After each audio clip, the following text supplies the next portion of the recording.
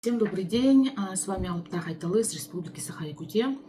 Поступил вопрос, бесплатно ли я смотрю на картах. Я выложила Reels, где подробно рассказала, я писала, как я работаю картами.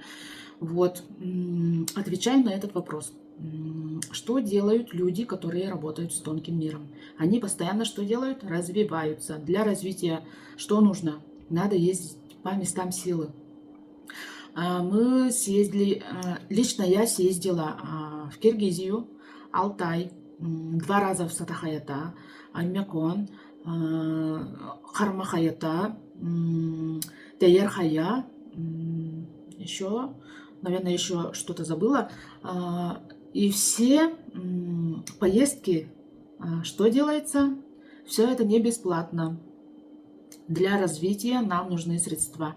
Бензин не бесплатный, машина не бесплатная. Турбаза предоставляет ночлег тоже не бесплатно. Обмен энергиями, то есть это деньги. Также я снимаю вот эту квартиру.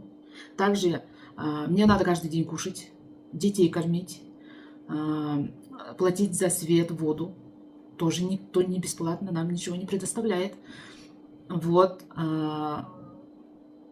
Это максимально странный вопрос, если честно. Вы же в магазин заходите и бесплатно вам ничего не предоставляют. Хлеб покупаете за деньги, чашку покупаете за деньги, колбасу покупаете за деньги. Также услуга предоставления тоже сейчас обмен происходит в виде денег. И это минимальные. Вы можете расплатиться энергией или денег, или чем-то другим. Мы постоянно развиваемся. Плюс работают предки, плюс работают духи-помощники. Они тоже обижаются, когда нет обмена энергии. Они мне предоставляют информацию. То есть человек приходит на сеанс для чего? Для того, чтобы изменить свою жизнь.